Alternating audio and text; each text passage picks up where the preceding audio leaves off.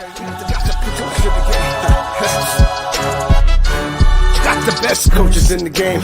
We really ain't playing. We regroup up in the Slack chat where the coaches debrief. We be piecing these puzzles, occupy the chunk of the pie. Ain't no lie when we hit the block, helmets casket is top. You be seeing helmet after helmet, helmet after helmet. First place, second place, fifth place, eighth place, 12th place, 15, 16, 20. So many helmets, you got blurred vision, we got too many. Tick your check. Oh man, shit. They got us fucked up. Army, regroup.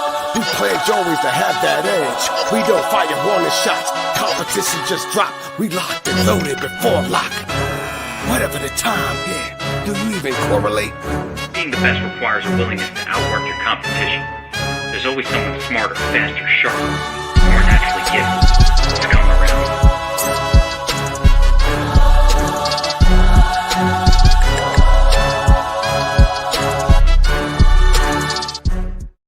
All right, what's up, everyone? Welcome back to another Geeks Vegas Lines daily fantasy football and betting angles breakdown.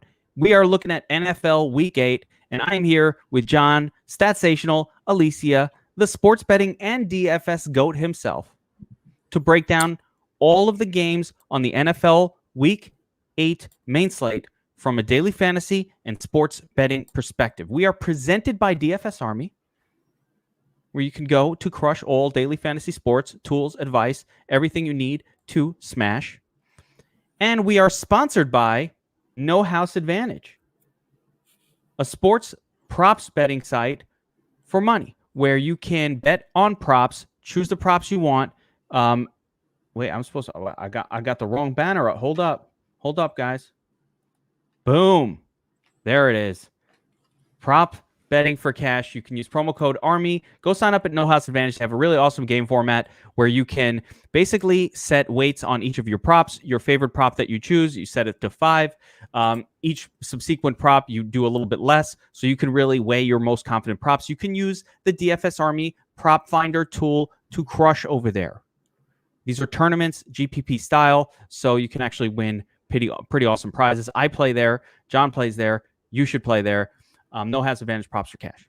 What's up, John? How's it going this week? It's going well, man. It's going well. Just a little hungover, but we're doing okay. There we go. Big birthday weekend. It was, yeah. I'm sure there were freaking Tampa strippers all over the place, just running around. No, that was last night. Clear the room. John and the crew. You bring the guys from Brooklyn down there. They're running around. I did have some of the boys all over the place. I had some of the boys from Brooklyn here, over the weekend. I like it. I couldn't make it there. Wife won't let me go to those kind of things. No, you're not allowed. Plus, you don't want to be traveling with this virus. No, definitely not traveling. I don't leave the house. All right. Before we get into it, so John, I was just telling about this off air. Where you been? Been out drinking, having a birthday party. Don't even know what the fuck is going on. So, guys, John is learning about this controversy in real time, and I want to talk to everybody before we get into the breakdown about what went on this weekend. All right? There was some controversy on Monday night, and here's what went down. First of all, I'm going to pop some stuff up on the screen here so those of you who are watching the video can see. Here's an article on ESPN. Negated Chicago Bears sack leads to daily fantasy player losing out on $1 million prize. That's ESPN. Let's take a look at Insider Magazine. Same headline. A Draftkings bettor misses out on a $1 million payday due to a brutal stat correction when a sack was taken away from the Bears after the game. So let me explain, John, what the hell was going on here, and then we'll take a look at the play, and I want you to tell me. But the climax conclusion, and I'll give it to advances, my man, Dark Sniper, a.k.a. G-Money in Slack, was sitting in second place in this contest for like $30K, right? I'm like, dude, motherfucker, I won $30K. Nice work. He followed up a really great win that I had this weekend, and just DFS Army just smashed this weekend, in fairness. So many wins. They were everywhere. It was ridiculous. I took down 32K myself. Screenshots galore. But I'm like, yeah, buddy. You know, I was all excited for him. He won 30K. All of a sudden, people are tagging me. They're like, dude, he won. He took a piece of the million. He's got $237,000. You see this on the screen? That's $237,000. Quote, without the Army, none of this was possible. Hell yeah. I'm not even going to talk about how we smashed the breakdown of this game and how other people also won this tournament. That's not even where we want to get to. But I do want to mention Josh, DFS Up North, crushed it in his breakdown of the game. He fucking did, man. He was the one who figured out that Goff outscores his position players, even on DraftKings, in almost every game. Only twice has it happened where he didn't outscore his position players, which I never play the quarterback in the captain on DraftKings. That was the difference maker in this slate. That's why everybody smashed. But what I want to get into is this controversy, and I want to show you the play that cost a man his sanity. By the way, the guy who was in first place, John, dropped from $1 million. Are you ready for a bad beat? You've never heard of you talked about a bad beat. This is worse than anything you've ever seen. He went from $1 million to $3,000 because there was a whole tie group. Ugh. It's not like he went from $1 million to 100,000. Okay, fine by me. $1 million to 3,000, John, half an hour after the slate was over. Yeah, that is that's brutal. Half an hour. Let's watch the play together. Yeah, let me see the play. I don't know if I can make this large enough. All right, let me try to make this as large on screen. Here we go. Goff with the football, sacked, behind the line. So they call that no sack. They said, you ready for this? I watch it again. I want you to tell me what you think. They said he slid, therefore he became a runner who gave himself up, no sack. Again, let's watch it again. Here he goes. It's a handoff, bootleg. Gonna slide. Wow. That is atrocious. That reminds me of the play with Brett Favre and Michael Strahan, when Strahan won the. They gave it to him. The sack title for the season. I'm again, John. What am I missing here? They needed to go back and change this. Yeah, I mean, football. It's hard to find the actual rules of football, like the NFL rules. It's weird. What I don't know how that.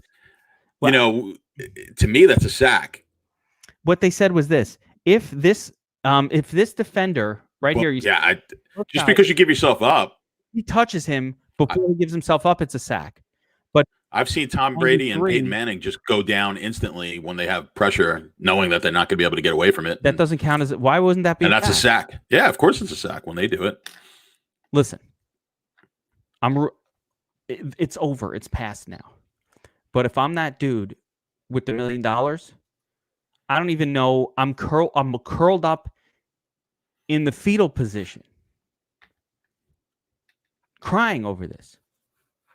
That's a tough one, man. That is that's life-changing money. That's a tough pill to swallow. It's unbelievable. I wouldn't even, if I was in G Money's position and I had seen this play, I wouldn't even have the slightest hope of a miracle that they could not call that a sack. Now, understand what that winning lineup looked like. John, it would have been the most unique lineup ever. Out of all the lineups in this contest, it was a unique. It was a 5-man Ram stack with Bears defense. That I did see. That was remarkable. With Bears, what? Yeah. Including Rams, a double defense. 2 defenses and 1 defense against 5 opposing players. Unheard of. Yeah. Well, that late touchdown, obviously by the defense, is what put them over the top. It was crazy. Now, to tout ourselves a little bit, let's go. We crushed this one. Josh came up with the play of using Goff. This might seem super obvious of loading up on Goff at MVP, at captain, but we don't do that in DFS Army. We don't use quarterbacks, especially quarterbacks like Goff, as captain most of the time. But this game was set to be ugly. And again, Goff had outscored his wide receivers and tight ends in all but 2 games this season. So it was a really weird situation where this quarterback just seems to produce more points than his pass catchers, which made a lot of sense. The other thing that we kind of pulled off real quick was, of course, loading up on Rams defense, which was very obvious, but getting all over Everett whenever Higbee was ruled out. So there was a few kind of really great calls. Everybody was on Everett. Everybody had Goff at captain. we had a lot of Josh Reynolds, and between that grouping, that's like what you needed in Rams defense. So you just added a couple other pieces, and that was the difference between first place, second place, fifth. All those top scorers had that combo. So it was a really, really awesome day. And huge congratulations to G Money, who's been with DFS Army for a couple of years now, and just has been a grinder in there in Slack, constantly talking to everybody. Has a bunch of big wins too. He's a really, really good player. This is the pinnacle, man. 237. You never do better than that. Your whole career, that's it. That's the pinnacle. Absolutely. That's you're not going to win too many for more money than that. I mean, I hope he does, but that's Khabib cutting the gloves off in the ring after the win over Gaethje. I'm done. Well, at least that score correction went our way. How often does that not go your way? So it's really happy that it went that way. But man, I keep watching it over and over again, being like, oh my God, this is the worst beat ever. So I would not be a happy camper. Yeah, he might want to buy whoever the official scorer is something. Yeah, really. Thanks. Whoever keeps stats for DraftKings, thanks to that guy. All right, here we go. That is, we had to talk about. I wanted to show the play, and guys, drop your comment about what you think. Was that, for those of you who are watching this and not listening on the podcast, or if you've seen the play, drop your comment. Let me know what you think. Do you think that was a sack? Do you think it was a designed run / give yourself up play? Do you think they should have changed it? I'm curious. I'm genuinely curious what everybody saw, because man, I want to see it. I want to see it be not a sack, but I don't know. Looks like a sack to me. Yeah, they could change it now. As long as they don't take the money back. I don't. Hey, taking the money back. Go ahead and let them change it. Yeah, you know what I mean? Like, keep that money. All right, let's get into week 8. Week 8 super different, John, from week 7. Week 7, we had this beautiful situation where Gio and Jamal Williams popped up midweek, and one of my favorite things in DFS is just knowing that the first thing that most people think when these great values pop up midweek is, I'm going to fade that. John, tell me, you know this, right? You see it, you know it. I'm going to fade that. I'm going to fade Gio. I'm going to fade Jamal Williams because everybody's going to play them. And what ends up happening is not everybody plays them. And they wind up being lower owned than they should almost always. Yeah, you don't want to get we've talked about it before, but when you get value like that out of the running back position, it's really difficult to fade totally. So, and then oftentimes you'll see, they might not necessarily be the nuts, but they're going to be in the winning lineup anyway because they fit everything else. And you have weeks like that where, especially a week like last week, where you had so many of the real expensive stacks and expensive players that went off, and so you needed to mix in some value plays in there. At some point, we wound up getting a pretty good value play at the tight end position late as well with Bryant. Cobra Kai. Yes, so we had room where you could fit. It was still tough to get an Adams Lockett lineup, but you could have easily obviously had an Adams Green Bay stack, or could have had a stack in that Arizona game. Do I need to pop the Adams Lockett Waller lineup I used to win? I saw you, man. Or do I need to put that on screen? Or I had that was your FanDuel one? No, that was DraftKings. Was that on DraftKings? Yeah, I heard that. I was seeing the rumblings on. The FanDuel on Sunday. I was in position for the million on FanDuel after the morning games, but that was never probably going to hold. Unfortunately, you don't usually, especially with the way fantasy points were just piling up in the afternoon games with Eber and of course the night game. So yeah, I had 200. I had like 250 some odd points on DraftKings in the millie and came in like 109th. My cash lineup on DraftKings scored 238. Yeah, the lineup I used that took down a tournament scored 264.5. Not good enough to win the Millie Maker, but would have taken second place in the Wildcat for another 75K had I put it in there. It took down the 150 contest. I don't know. I forget what it's called. The $150. There was a $200 one, and then a $75 one. Like it took down. It was Is a that $200. the 3 max, the 150? Yeah, I always max? do the 3 max contest. Yeah. I try to play in as many of those as I can. I basically try to. I find all the.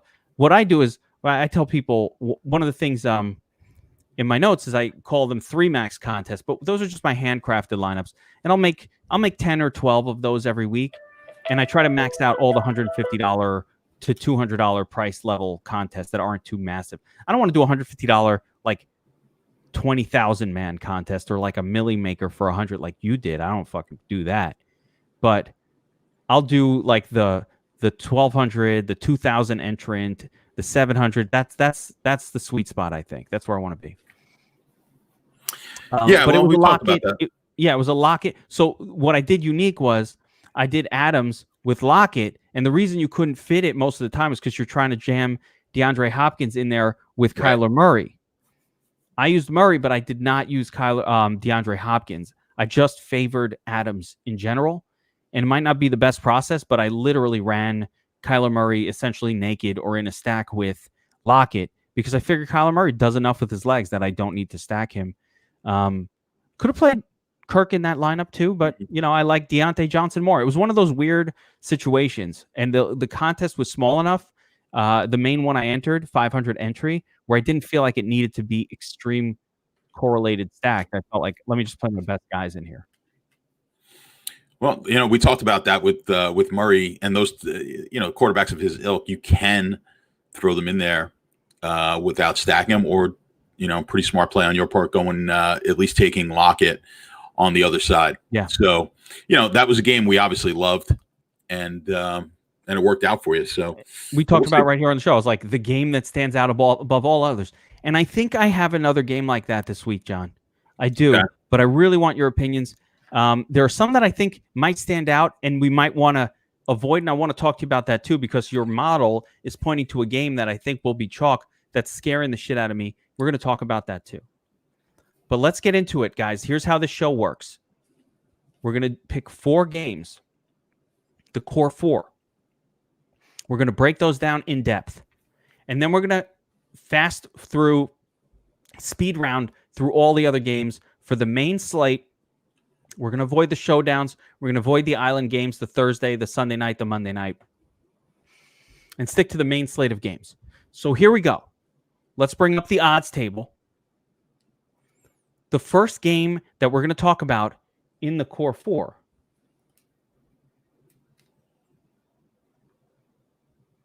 Titans, Bengals, 54-point total.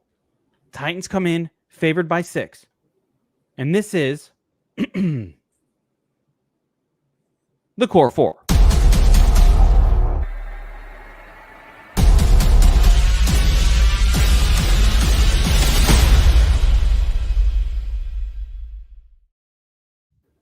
So, John, it's interesting that this is the first game that came up, because to me, this is my favorite of them all. You've got the Tennessee Titans, one of the top offenses in the league, just most efficient offenses. They've just been great this year, underrated still. They're taking on a Bengals team that plays bad defense and can score. Now, if I bring up your model, the model is very interesting on this game. Like, everything looks really good, but nothing like explodes in your face. Maybe Titans rushing yards here, 152, favors Derrick Henry. But, Joe Burrow, John, has been incredible, man. And he's just been throwing really well. Titans aren't a great defensive team. Yeah, you'll see the Burrow ownership a little higher than it was last week. And he was decently owned last week. Because they were playing Cleveland. But but this is a game that fits in that it fits in.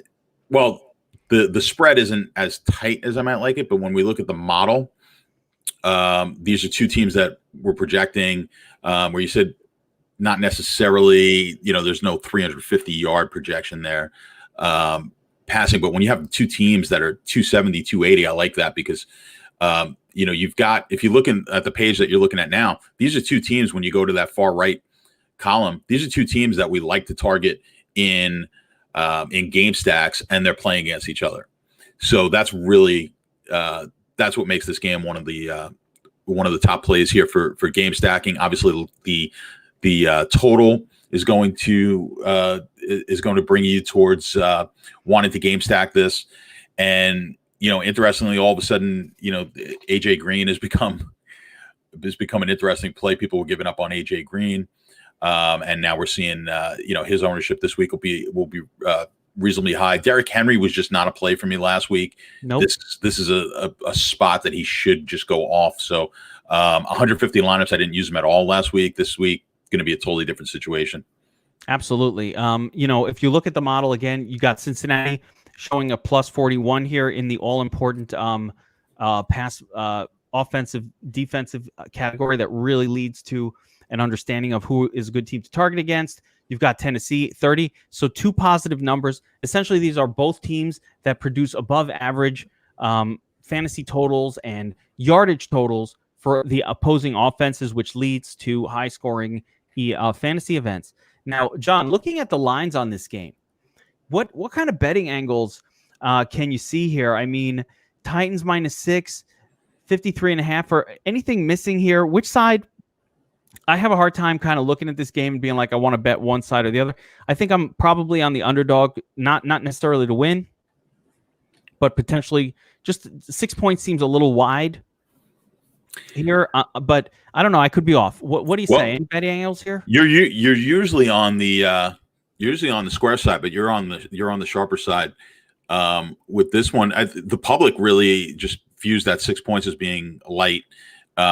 And so the public's on Tennessee here. Cincinnati's played well, but they really haven't won a whole lot. Tennessee's coming off that game with Pittsburgh. I think people give them a pass in that game.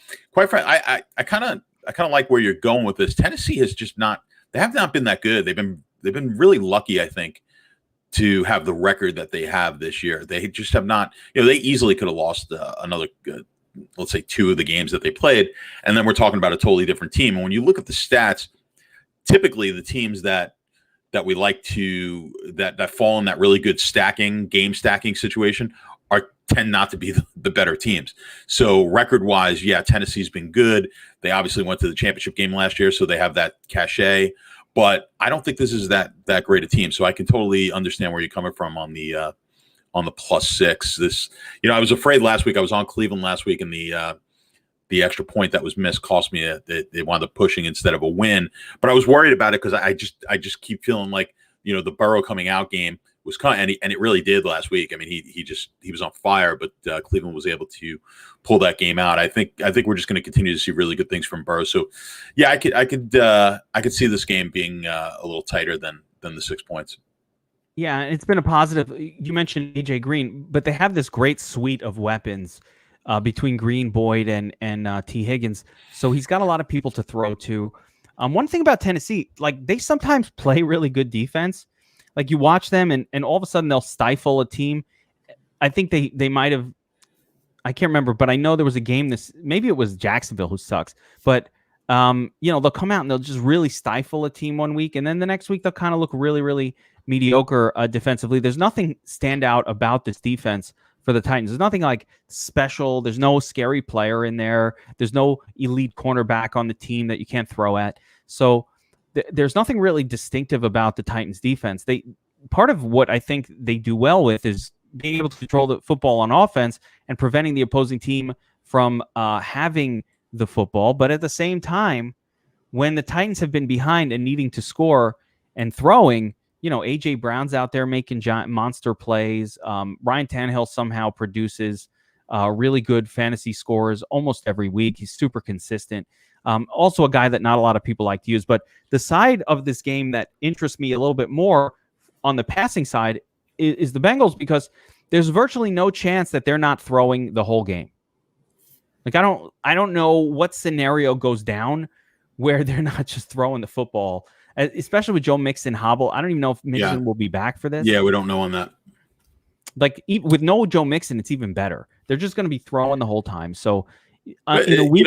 They did that with Mixon too. So even when Mixon was in there, when they were behind, we didn't really get a chance to see them play from ahead. I don't know what they would do in that scenario. But you take Mixon out, and they just don't have a running back that will command the football. Listen, Gio's fine, but he plays in the past. So I like both sides of this game. I think, John, this is my favorite game of the week. I could see that. Yeah, I could see that being the case here this week. We might identify another one over the course of this. Yeah, I'm sure we will. But you've got two. These are two of the top. Talk about pace. These are the Tennessee plays at the third fastest pace in the league. Cincinnati the ninth best. We like that. That leads to more plays, obviously. So that's a good thing. Yeah, there's a lot of good stuff in this game from a DFS standpoint. I didn't look at the salaries, but I would imagine that we're going to get some decent salaries here as well in this game. Not, it's not going to be like last week where we had, the Seattle and some of the chalkier stacks were rather expensive. No, this salaries are down. Burrow's right close to 6,200, which is on the low side for the week on DraftKings. Obviously, the wide receivers from Cincinnati have pretty much been priced down all season. That hasn't changed too much. I do think they actually, Tyler Boyd popped a little bit here, but you could still get T. Higgins in the 5Ks and AJ Green, I believe, in the 4s. So you can still kind of work that Bengals side of things pretty well. On the opposite side, with the Titans, A.J. Brown, again, in the 6K range. Did he make it to 7? 6,900. So he's been climbing, getting a little scary up there. And that's all, tight end. The tight end, though, dropped in price. Jonnu Smith is down, in the low 4s, a couple of bad games, 4,100. So maybe we have to go there in this one, get a little Jonnu Smith for 4,100 action on that side of the football, or Corey Davis. I'm not going to be using A.J. Brown outside of stacks at 7K. He's a little bit too expensive for me on DraftKings, but the pieces from the Bengals are cheap enough, and just the overall pieces from this game, it's going to be a very easy game to stack. So I really like it. Anything we're missing here? Any sneaky angles that I haven't thought of? Not much else that I could think of from this game. So you mentioned the tight end, which I like here as well. Yeah, got to go back to Jonnu after a bad game. Yeah, no question. He's had a couple of bad games, but he's still a good player, and he was getting opportunities in the end zone. He just didn't convert, and we'll see those start to convert. But Jonnu Smith is not as great of a play with AJ Brown. We went to Jonnu in cash earlier this season because AJ Brown was out and Corey Davis was out. Now those guys are back, so it's not as spectacular of a play. But I love this game overall. So, he's still the number one. He's still number one in tight end fantasy points per route, and he gets a lot of targets, Smith. So again, be a really good matchup for him. Slight role change. He missed the game. Ferguson went crazy that one game, and then he got the slight role change with AJ Brown coming back. But yeah, I still think he's the number 2 target in this offense. If they throw a lot, Jonnu should be involved. All right, let's go to the second game in the core 4.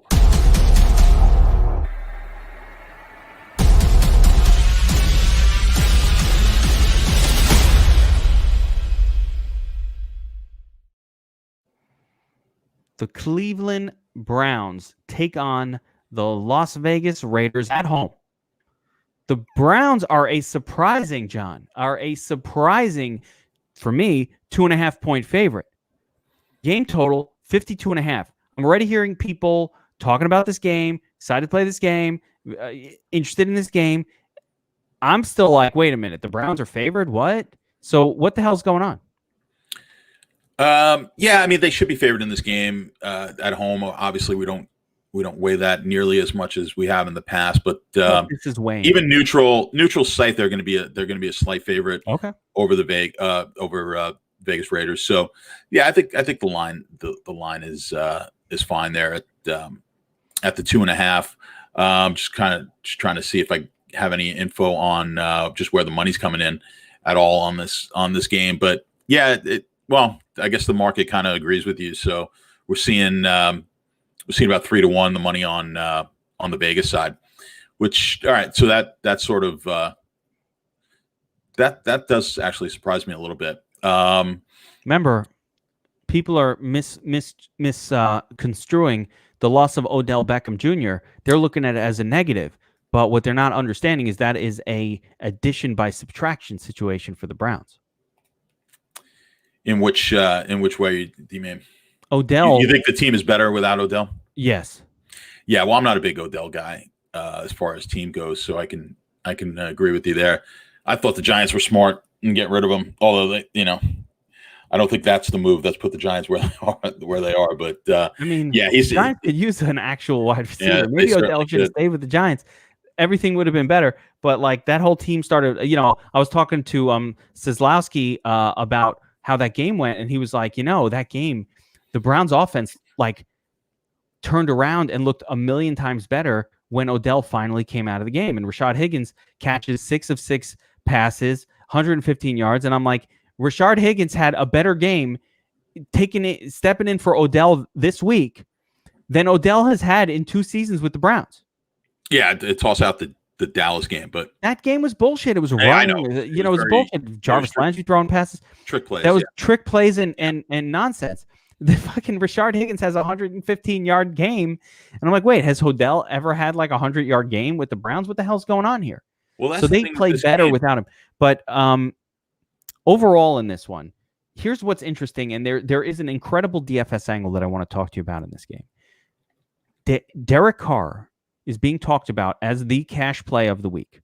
When I look at your model, it's got Las Vegas throwing for 327 passing yards in this game. Okay. The chalk is starting to collect around Derek motherfucking Carr, a guy who epitomizes the word bad chalk. Like, you can't get worse chalk than him. So, cash game discussion, Carr. Chalk GPP play, Carr. I kind of think that Carr is a scary play and a bad chalk play. What do you think? Like, yeah, I have this thought in my head. I know you don't like to take very, very strong stands on, but like, I don't care. I'm going to play him. I'm going to stack him. Well, I absolutely have to play. I'm going to have to play stacks in this in 150s.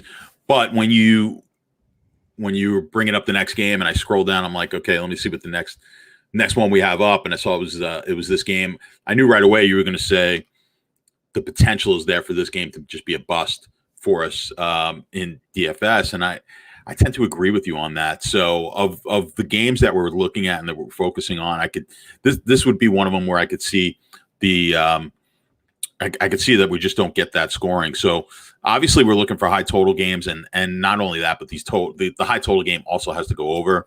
We went over I went over the numbers last week of what we're looking at each position. Point game. Yeah, exactly. Just like you had that that Arizona Seattle game, whatever it was, 71 points, whatever it was. Looking at this game, there is a precedent here. If you look back at week 1, the Raiders scored 34 real world points, but Derek Carr only put up 12.5 because Josh Jacobs got all the tutties, right? And Cleveland's not that good against the run. Situations have been weird. I can go through it. Situations have been, let me get this on screen here. Situations have been weird for the Raiders this year. And I'm going to show you defensively what I mean. Because we've had a bunch of good games from Derek Carr. Let me put this on the screen. But if we dive just a little bit deeper, there are reasonings behind all of this. So, pretty good game last week against Tampa, and that's very impressive. Except the team is behind massively.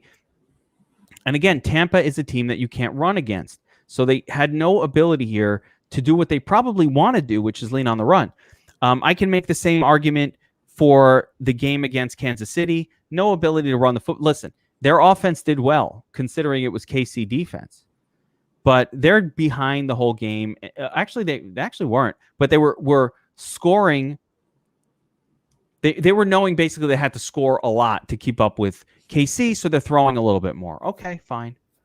He has a big game. Buffalo, another really good game. It looks good for Derek Carr. But Buffalo has been producing great fantasy point outcomes to quarterbacks. And again, Buffalo playing from ahead, Raiders chasing. Here you've got New England, can't run against New England. Here you got New Orleans can't run against New Orleans. So there are at least 3 games here of elite defenses. You can't run against them, so they had to throw, forced. We go back to week 1, and I know it's a small sample size, just 1 week, but against Carolina, when they could run the football against a very bad run defense, and they did it. And here you have that dud game from Derek Carr. So I'm not saying this guy is destined for a dud. What I'm saying is the pathway, if the running game can take over here, if Josh Jacobs can have a big game, there's a definite pathway here to kind of a dud, or at least not the kind of game that we need to win a tournament. That's really where I'm going at. I think he's fine. He's probably playable in cash also for cheap. I don't know if I'll go there. I'm still not decided, but in big GPPs, I'm not sure we're going to get the 30 plus points out of Derek Carr that we need to try to take a tournament down, or even a 25-pointer. Yeah, you look at Cleveland, the numbers they've actually been pretty good against the rush, but I think a lot of that has to do with the fact that they've just been in shootouts. They've played a lot of games where just teams haven't been running against them. Trying to bring up all of their games just to get. Yeah, I mean, obviously they had that game last week, which was a shootout. I know they had the game against Dallas, so I'm just trying to. Cincinnati. Cincinnati wasn't running. The Steelers smashed them with the run, but yeah, that was the Steelers dominated that game on them. But for the most part, they played like some pretty right. So they've had the 2 Cincinnati games that were wild, and then even the Indianapolis game. So they've been in a lot of shootouts. The only 2 games that they really weren't in was the Baltimore and the Pittsburgh game. So yeah, I mean, while the numbers, the reason I bring it up is the numbers look kind of good for them rushing, but I think you're right here. I think the Raiders will try to attack them with a rush. So if that is the case and they're having success, this game doesn't get anywhere near to the kind of numbers that we needed to get to. Baker Mayfield, not necessarily a guy I generally like in. That's another problem for me. Yeah, so it's like I've got 2 quarterbacks here that I tend to not like to play in game stacks. This is a game with it's one of the higher totals, but I think you could fade this game and in both cash and GPPs. There's going to be pieces here that you might be interested in, but I can see this game being for the total that it's at, I could see this game busting for us. Yeah, it's a really tricky one, and I'm basically watching ownership, and part of the reason it's funny, I get on these ideas on Wednesday, and then by Saturday the whole DFS community is thinking the same thing, and ownership changes, and then it's better to go back to a game. So it's Wednesday. As of right now, we have Derek Carr projected at almost 20% GPP ownership, which to me is ridiculous. So that's where I'm coming from. But if that number was 7 or 8%, then all right. Yeah, I'll go right back to it. He won't be 20%. He won't be 20, but he won't be 7 or 8 either. He's going to be in that the mid-teens, something like that, probably 14, 15, something like that. 14, 15 is very high for me. It's high, yeah. Yeah, it's very high. It won't be 20. 20 seems like a lot. It's an early week projection based on he shows right now, if you open up the Dom station and you take the quarterback position and you sort by fantasy points per dollar, I mean, he's right up there. He's number 1 is even grosser. So no one's playing that. So basically it's Derek Carr and Jimmy Garoppolo, and that's the name. Those are the names you're going to hear early this week. And the ownership projection at 16.5%, just high. So we'll see how it goes. I just will not use Baker Mayfield, but I do think that those wide receivers, those young wide receivers from the Browns, the Marquez Callaway, the Rashard Higgins. No, was it Callaway or no? That was the Saints. Rashard Higgins and Donovan Peoples-Jones. How about Donovan Peoples-Jones? That guy could be the sleeper play of the week. He's so far. Peoples-Jones. Yeah, you don't even know who he is. So I know who he is. But... Peoples-Jones came in. I don't know why he came into the game. Higgins came in for Odell. Peoples-Jones comes in there. He gets a bunch of targets. Catches a bunch of passes. We like Peoples-Jones coming out of college. he was Seslowski. This is another thing we talked about on the waiver wire pod. Peoples-Jones was a top recruit out of high school. He was the number one guy, recruited over Jerry Jeudy as the number one overall high school recruit. Had a tough time in college. He went 3 for 3. I mean, the guy is Higgins. Higgins came in 6 for 6, 115 yards. That's like the guy who's underpriced this week for the role.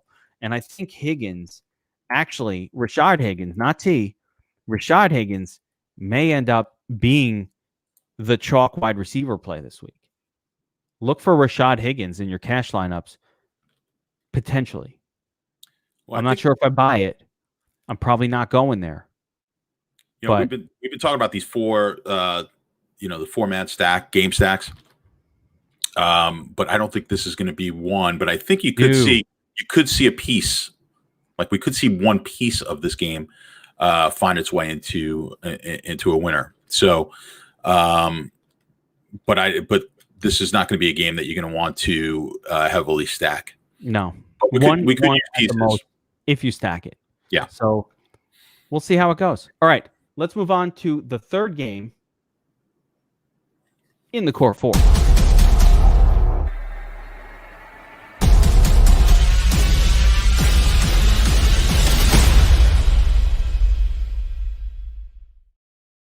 All right, John, this is a good one between the Vikings and the Packers. The Packers are at home in this game. 52.5 point total. Packers, 6.5 point home favorites. Now, let's talk betting angles first here. Vikings look like shit sometimes. Let's get real. You know what I mean? And every once in a while they have a good game. It's hard to know when the good stuff is coming. Packers, very good pass defense. So these are the things that we know. Vikings may or may not have Dalvin Cook. I think it makes a huge difference because the Packers are quite vulnerable to the run. A lot of us got burned by Alexander Madison. So any last game. So anything here jumping off the page for you from a betting angle point of view? Well, I just think the public's they are, and as I figured, we're going to be all over Green Bay here. But when I do know some sharp people who did take the Minnesota side of this, but you're going to want this. This is, it's right at that key number. The 6.5. It's really hard for me to take Green Bay. To take Minnesota. If you like Minnesota here, you're going to have to find this one at 7, which, as you have up on your screen now, there are some places. Yeah, there are some places that have it. Number one, that's a reminder, guys.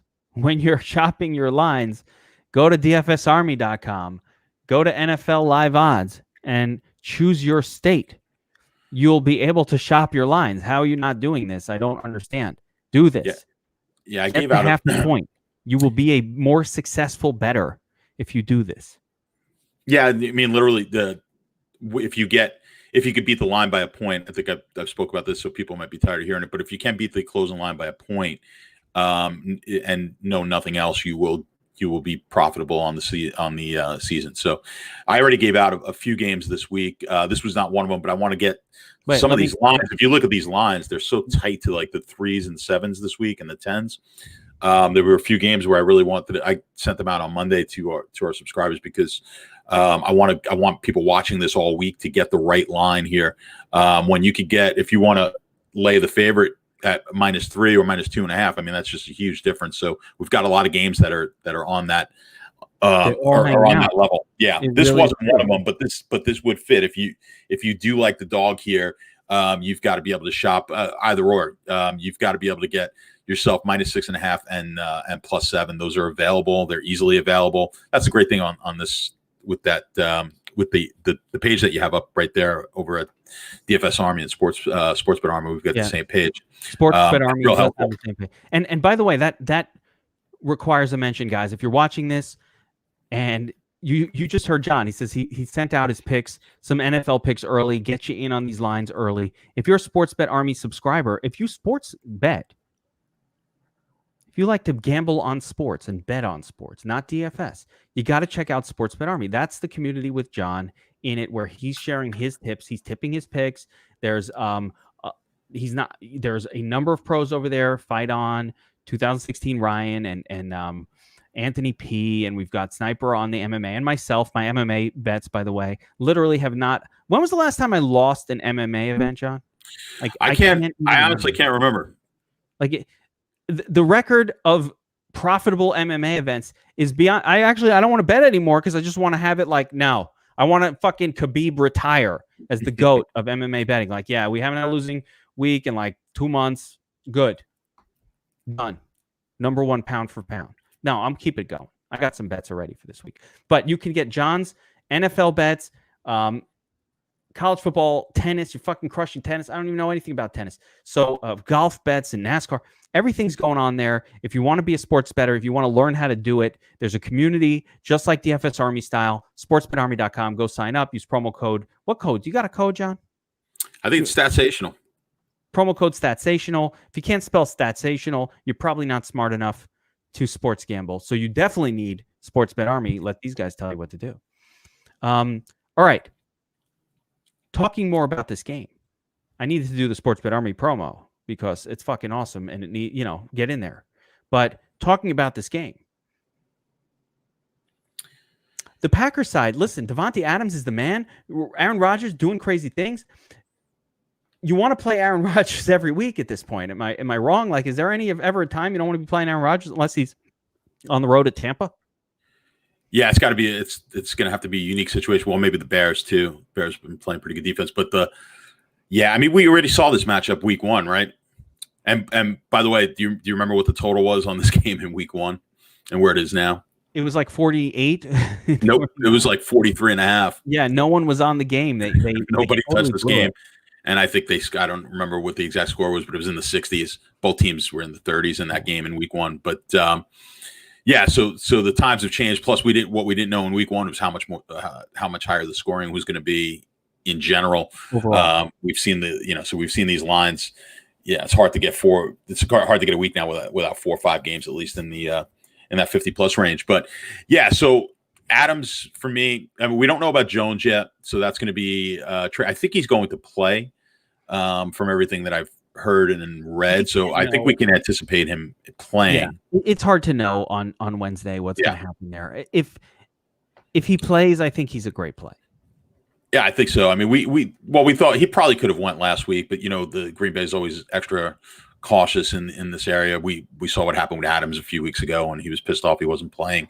But it's probably for the best. And I mean, Adams looked obviously fantastic. He loves to throw to Adams. So I mean, I love situations where you kind of know, to me, we know how Green Bay plays, and they're scoring a lot of points. It makes life a whole lot easier, right? So it's like Adams, and sometimes they throw to Aaron Jones. But if Aaron Jones isn't in the game, they're just throwing it to Adams. Period. Yeah, I mean, and it's like tight ends really, they were using tight end without Adams, but it looks like it's now just kind of, now we just kind of want Adams and obviously Jones and Rodgers is certainly a play. The Minnesota side again, we're gonna have to see. We're gonna have to see what's going on with the running back situation. But Jefferson has now put himself up there as one of the top DFS or fantasy wide receivers out there in this matchup. Although, when I was looking at this one as well, this was a game I wouldn't be shocked either if we don't get that a replay of what we had in week 1. No, I could see this game being. What was up? I was going to say I don't expect that. Green Bay's pass defense has emerged, in my opinion, as elite this season. You don't really want to fuck with these guys too much. Kind of pass defense. We saw last week that Jair Alexander pretty well blanketed Will Fuller. He's doing a great job of taking out the number 1 wide receiver for opposing teams. So actually, I don't know if that's Thielen. Thielen plays the slot. That might be it. We might see Jair Alexander on Jefferson, which may produce more of an Adam Thielen themed game here. Yeah, we'll see. I mean, I think the consensus right now is that Alexander is going to just shadow Thielen, and then if that's the case, then you're going to we'll like Jefferson. But yeah, I could see this game just not being. I could see this game not going as maybe as some people think with the scoring in this game. Despite that, I mean, Adams is just going to be a really strong play for me. Jones, if he's in there, and whatnot. I think where I'm going to be a little bit more cautious is on the Minnesota side of this game. Yeah, I agree with you. Like I said, Packers defense has not been, and let me check the rankings, man, because this tells the tale. Yeah, we've got them. Let me bring it up here with the Packers, but I believe that we will see a negative number when you look at the Packers here. Well, let's see. Sometimes we're wrong. Green Bay, here we go. Yeah, minus 31.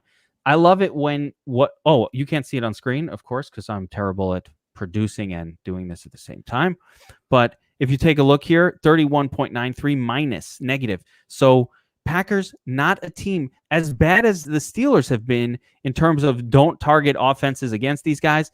And one of the worst offenses so far this season to target against. There's a couple other worse ones, but and who would have thought, by the way, that the Jets are up there because their offense is so bad. It's bad, but Minnesota looked like their passing numbers have not been great on the whole.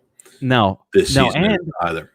Defensively, they're coming up with a minus. Again, it's because their offense hasn't been as great. So this does not set up on paper as like a smash. You've got two defenses that have negative numbers, or two teams that have negative numbers in terms of their total package for fantasy scoring production defensively and offensively. So maybe that's a little trappy. Maybe this one's a little trappy. I like the Packers side way more than the Viking side. And the Vikings I might like a lot more if they had Dalvin Cook fully healthy. So we'll find out about that as well. But it's that running game that really drives the Vikings offense. And if they don't have it going, they're pretty much shit out of luck most of the time.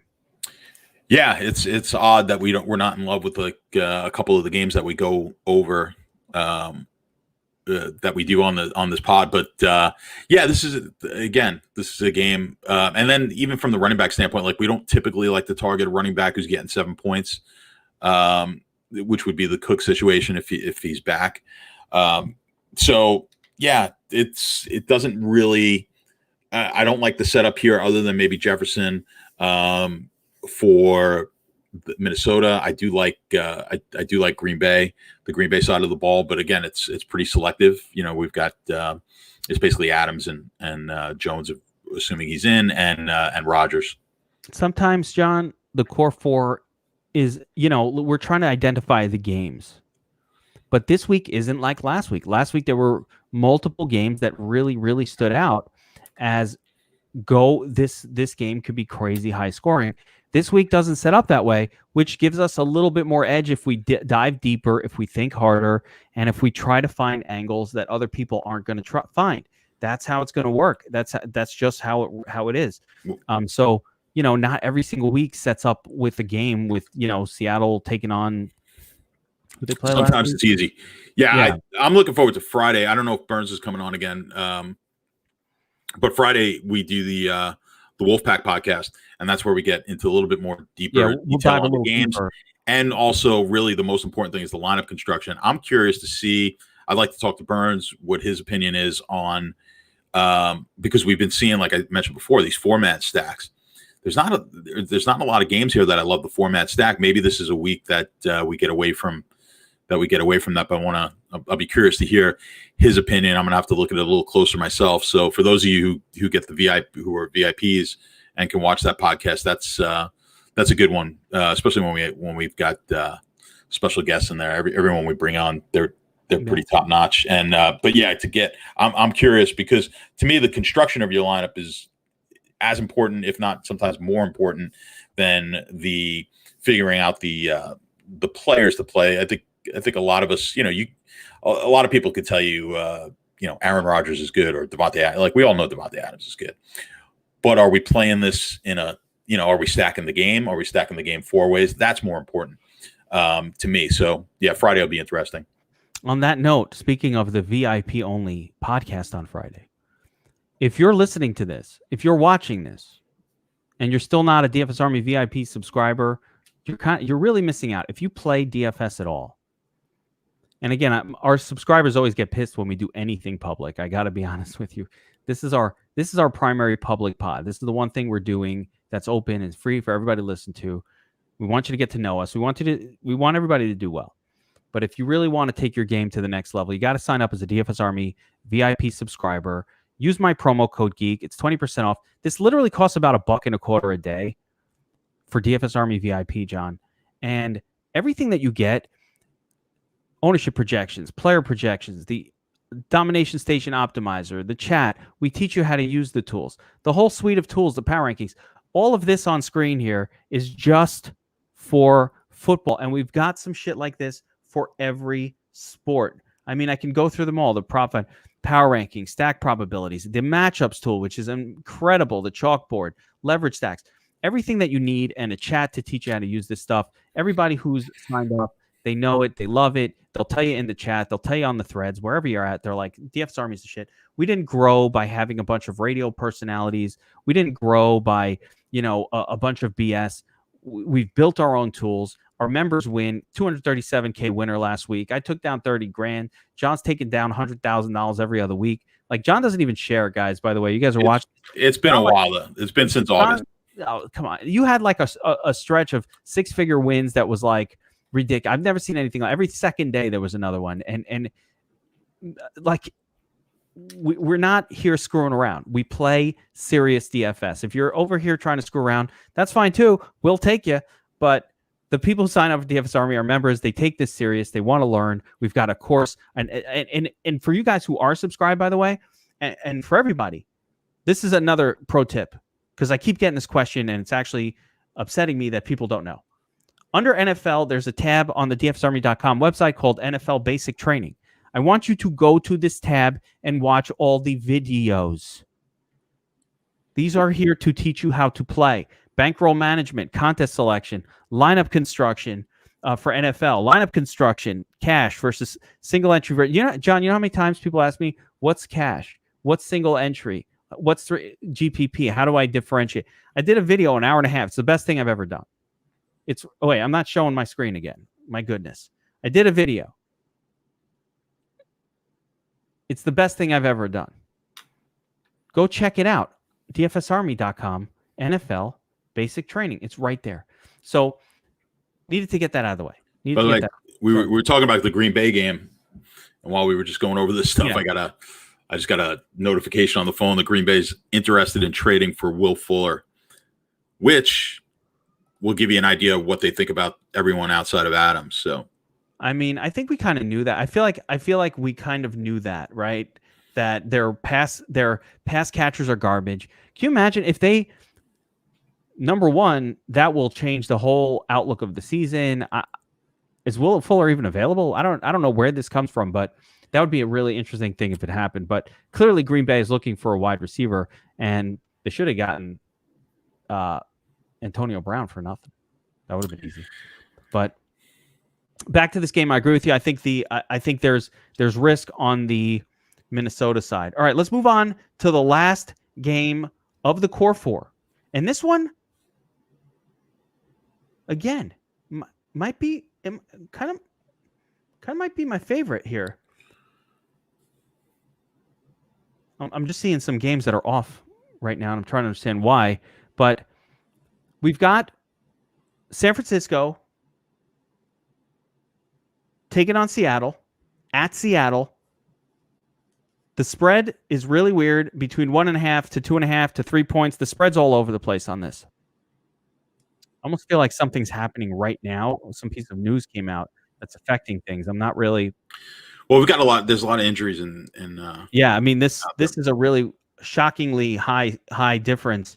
Like, are you seeing this? I'm seeing -3. I'm seeing -1.5. That's like, well, that -1.5 is not one of the books, right? That's supposed to be the consensus, but yeah, maybe. Well, because it's doing. It's probably averaging the miss because they're missing a something. Yeah, it's giving that a 0. Okay, that makes sense. I'm like, what the hell's going on here? So you've got the 49ers, 53-point total game. Seahawks at home, slight favorites. This game is interesting, John. This one might be the one. And I'm going to tell you why. Number one, Seattle, the worst team in terms of allowing fantasy points to its opposition on the season. We played Kyler Murray last week. We made money. We've been making money every week playing the team that's going up against Seattle. Now you've got a team in San Francisco that doesn't pop off the page when you hear the name San Francisco as a team you want to get down with on the offense. but they don't really have anything happening at running back. They're going to have to throw, and they're going up against a Seattle team that allows 145 yards above average to opposing offenses. Now, let's start with the lines on this, John. Pretty high scoring game here for a San Francisco game. What could go wrong? Yeah, it's unusual.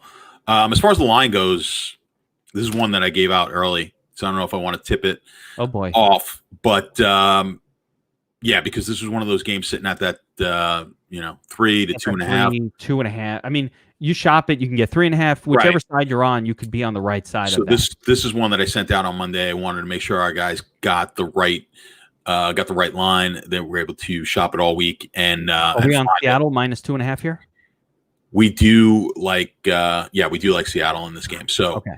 So we're but just looking at it, if I look at San Francisco, without looking at the numbers that I have on the power rankings, I'm thinking, this is not typically, like you said, this is not typically the team that I'm looking at in game stacks or anything like that. Seattle, obviously, they've been just, the numbers staggering. It's that 145 now number. If you go to that main the main page over on the never seen anything like this. This is Seattle. Understand that number is going to be a little inflated just because Dallas now, because Dallas put up 500 some odd yards. Dallas's average is coming down. Exactly. Dallas's average is coming down, and what they did against them is going to hurt Seattle. But that said, even if you take that game out, Seattle still registers as the number one team here in game stack targets. So, we still like it. But now look at San Francisco. I would have expected San Francisco to be, now if you look at offensive passing, kind of middle of the road, if not, slightly above average, that yellow. And then if you look at them from a defensive standpoint, kind of a similar situation. So if you would not have looked at this, if you would have done just kind of go off what you think the reputation has been, San Francisco doesn't strike you as a team that we necessarily like to have stacks in, but we see, it's not out of the question here that this is a game where you're going to find the game stack winner come out of. Obviously, I always like Seattle. The only thing you worry about is San Francisco getting a little bit healthier on defense. But bottom line is, Wilson is just, that's it. It's Wilson. He's almost matchup proof at this point. They're just rolling so well offensively, and they can't stop anybody. So I think that the tough one for me here is Jimmy G. He's not typically a guy I like to put in to stacks. They don't have no Debo this week. I have no idea what's going on with the running game. I mean, Wilson's hurt. Wilson's on the IR now. He's gone. Mostert's gone. Coleman's not back. We might have Coleman back. I heard. We'll see. I think it's going to be Jermichael Hasty. Yeah. And Jerick McKinnon. The more mysterious thing that happened there is they just inexplicably barely played McKinnon last week. They didn't come out and say he's hurt. He just said wanted to get him a rest game. And I don't understand what that even means, but they just didn't want to play much McKinnon last week. Figure we've been playing him a lot lately. Let's give him a break. I've never heard of an NFL team doing anything like that. So it's definitely a red flag. I need to listen to I need to hear from some San Francisco expert, really what the hell is going on over there? Because last week was a Jerick McKinnon smash spot. They gave it all to Wilson Jr. He gets hurt. So now it would seemingly be another McKinnon smash spot, but I don't know. I have no idea what they did last week. I don't know how to judge it. And I agree with you. What you have here, the San Francisco defense has been injured, so they get a pass, but they haven't been terrible. They're just not elite anymore. They haven't been elite. They've been a -5, so just a slightly below average team to target for opposing offenses. But that's not anything too crazy. That's fine. It's basically a neutral matchup, which Russell Wilson can smash a neutral matchup. He doesn't need a great matchup. As a matter of fact, I would say that the Arizona Cardinals defense has been better than, in that regard, has probably been better than San Francisco this season. They got they were 9th DVOA against the pass. Their numbers were better. Not anymore. And I got smashed, but they were going into that game. So it's going to be really interesting to see. This one, though, does set up well. And you're right. Can I play Jimmy Garoppolo? that once a year. Last year, I played Garoppolo one time against the Saints on the road, and it crushed. It was a great play because the Saints stopped the run. That was an unbelievable game. Remember that? Yeah. Yeah, you remember that game. That was a great one. And I never mentioned his name before or after that for the rest of the year. This is a similar setup. They don't have their primary sort of ball hog running backs available. They're probably going to have to be scoring a bit. Brandon Ayuk, George Kittle, a couple of really nice names. Kendrick Bourne, cheap. Although Ayuk, DraftKings priced that dude up into, territory where it's scary to play him. To be quite honest, they put him up at 5,900 on DraftKings. DraftKings has been very proactive with salaries, making it difficult. Yeah, no, I like that though. You look at the pace of play. I bet you wouldn't believe offensively how low Seattle is on their pace. So or just how slow, I guess you'd say. San Francisco is has the second worst pace in football. Seattle's like 22nd. But what's interesting is on defense, both of them are in the top, I believe, top 3. San Francisco's 6 and Seattle's 1. So on the defensive side of the ball, teams are playing up tempo against them because it's obviously they've just been in so many high scoring games. Yeah. And teams are looking to score. So Seattle on the defensive side of the ball is one of the or is the worst or best pace for we're looking for pace here. But it's interesting that both offenses are as low as they are. I would never have thought Seattle just strikes me with all the points that they've been scoring. San Francisco kind of makes sense. I know they try and play a little close to the vest. Their game obviously was always about running. Jimmy G had a great week last week, 277 yards last week. So he put up pretty good numbers last week. I think the question, I've got to look at the what's the prices on Jimmy G is usually pretty cheap. Be curious to see 400 here. I mean, I can tell you some of his returns. It's been pretty bad. So for him, he had the great game against the Rams, which you would not have expected. You would not have expected that good game. That was his good game. Last week against New England, didn't need to do anything. Looked terrible, but they won 33-6 because they were running all the touchdowns. Again, I think the difference here is, number one, like New England couldn't score. I'm throwing away that bad game by Garoppolo. New England can't score. They had the terrible game against Miami. That was just a disaster in week 6, and Jimmy Garoppolo played terrible. Coming back off the injury, he didn't look good. We can make a lot of excuses for everybody, but even earlier in the season, there was a game against Arizona. They lost. Okay, he didn't put up. He got 20. Win against the Jets. Didn't need to do. This is the thing with, you can't look at game logs with Jimmy Garoppolo because San Francisco will lean on the run when they can. They just will. They're not going to be able to do that here. Seattle will be scoring. Seattle will be leading this game. Seattle is the better team.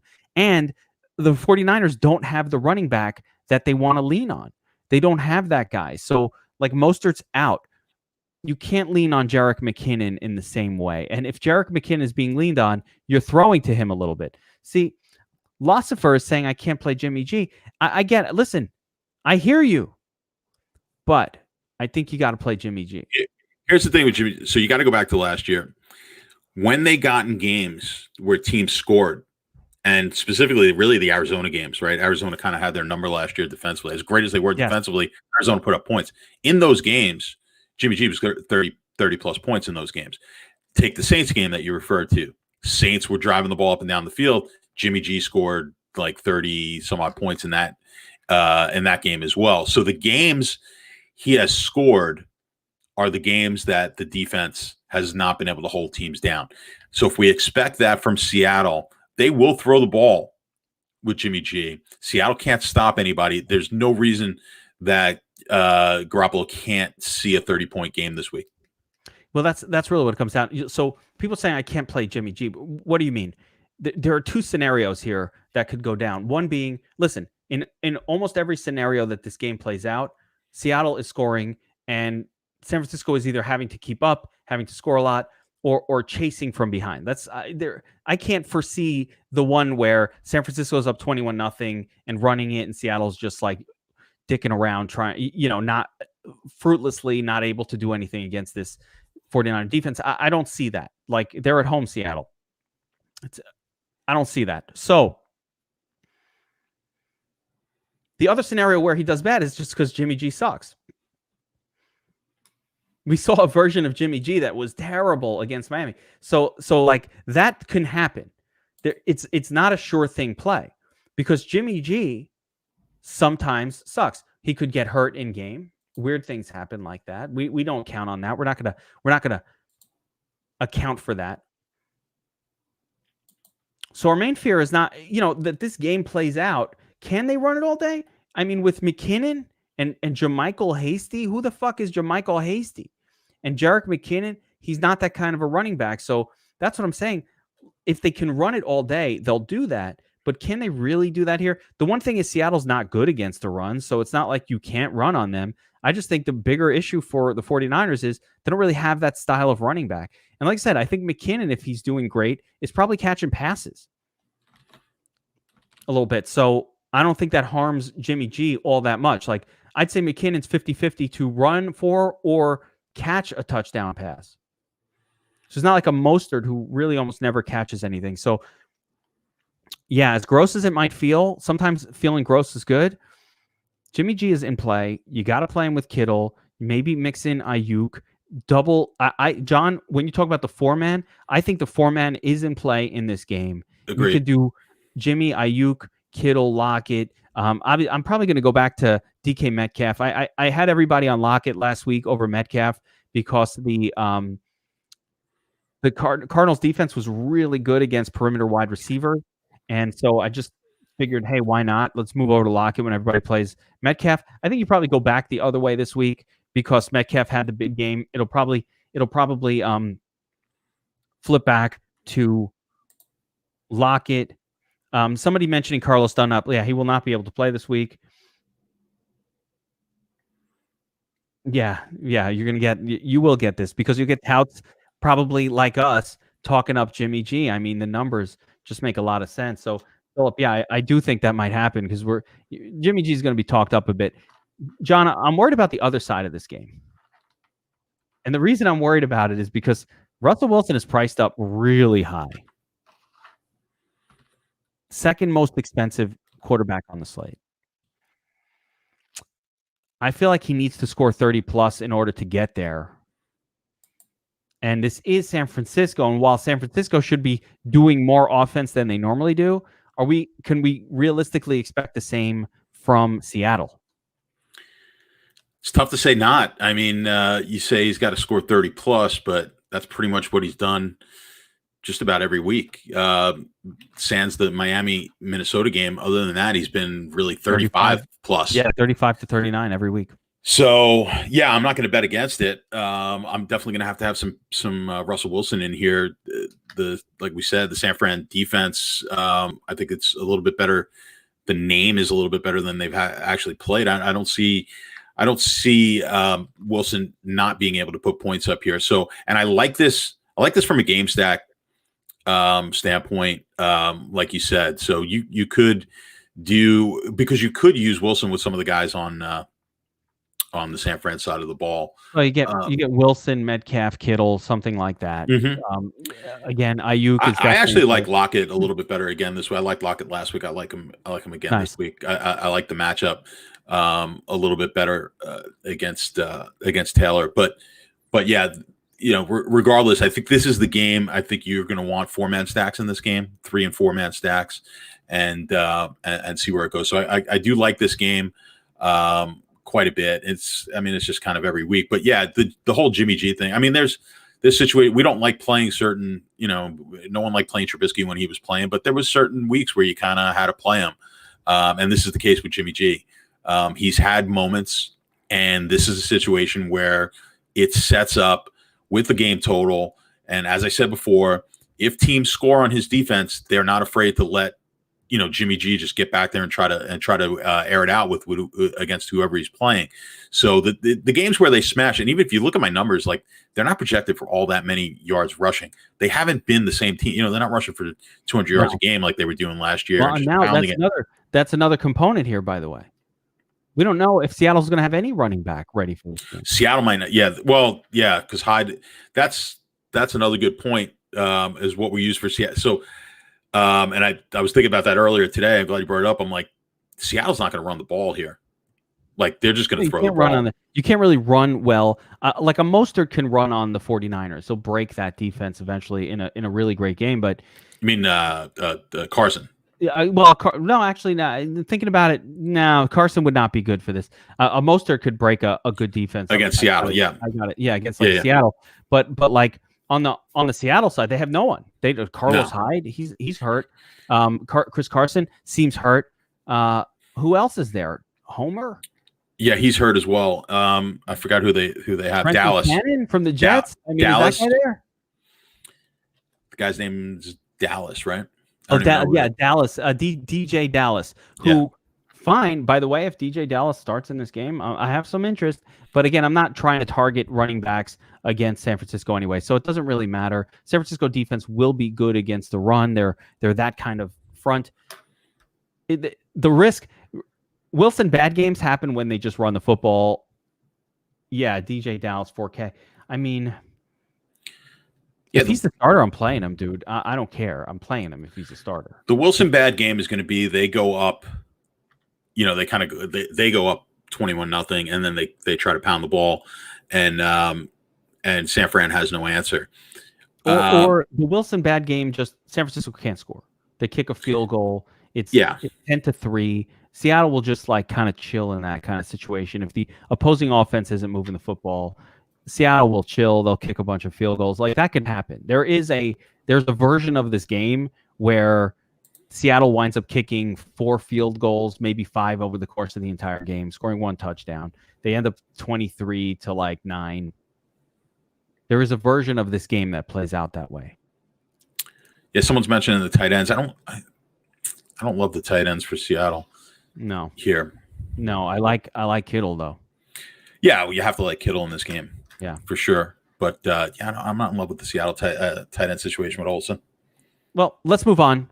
Core 4 done. Let's go to the lightning round, and we'll run through the rest of the games on the slate and get a couple of angles for each one. Some of these lesser interesting games, there are always interesting angles for all of them. So let's go on to the lightning round.